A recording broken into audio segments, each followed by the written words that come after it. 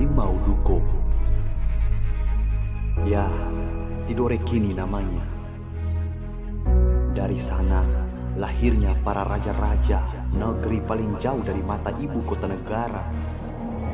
Bagaimana keadaan generasi nuku mudanya? Masih setia kau menggali sejarah, memeluk budaya? Bagaimana dengan kaum inteleknya, pemimpinnya, masyarakatnya? Sudah sampai kapan tujuan mereka?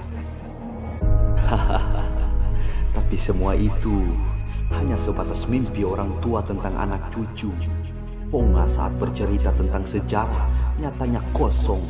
Sumber daya manusianya ditodong. Yang cerdas ditindas karena keterbatasan pendapatan. Yang baik rela diikat lehernya demi suatu kebutuhan. Yang bodoh tapi kaya adalah mereka yang juara. Jangan heran tanah kita tidak beda dengan dua kadera di Senayan sana. Jual beli, tawar menawar adalah budaya yang nampak dan tak bisa ditolak mata. Kemanusiaan dimakan kekuasaan, akal budi disita oleh nilai rupiah. Belum lagi politik balas budi yang belum sempat dilunasi.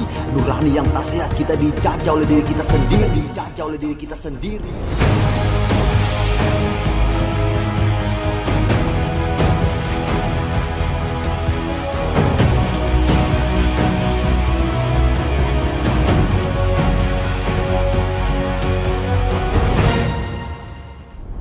Ini negeri paling jauh dari mata ibu kota negara. Bahkan hampir tak terbaca di peta Indonesia. Sejarah kita adalah cerita yang paling mahal harganya. Lebih mahal dari dua kadera yang ada di Senayan sana. Sebelum demokrasi hadir di Indonesia, kita sudah jauh lewati itu.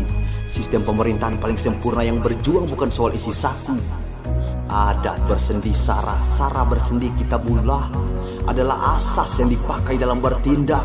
Leluhur kita menjadikan tahta sebagai jembatan kesejahteraan, sebagai pengimbang, berjuang atas nama kemanusiaan, bukan kekeluargaan seperti yang terjadi seperti sekarang. Keluarga dihimpun dalam satu struktur pemerintahan dan tak ada yang berani melarang. Di sana, di tanah air yang berkhasiat, jangan tetua yang abad keramat. Dari sana juga orang-orang bermartabat hingga orang-orang jalan berjingkat. Tradisi empati yang tanpa sekat tanah ajaib seperti dongeng lampu wasiat, tapi suara kebaikannya dikurung lalu media sadis beri maksiat. Pemuka agama selebrasi mudarat frontal mengatasnamakan kaum adat. Kaum elit para pejabat mewarisi sikap patra alam, penjilat dikutuk bersat. Aturan dibuat lalu dihianati sendiri oleh aparat-aparat. Saling melaknat amanat tak beralamat. Tujuan kita tersesat dan tak ada yang selamat.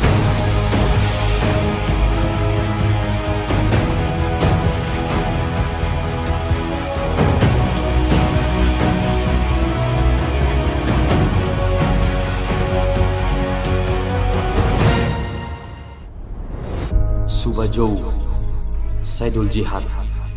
Atas nama nurani dan sejatinya akal saya berani menjahit kata, merangkum sesal hanya untuk merubah cara pandang kita.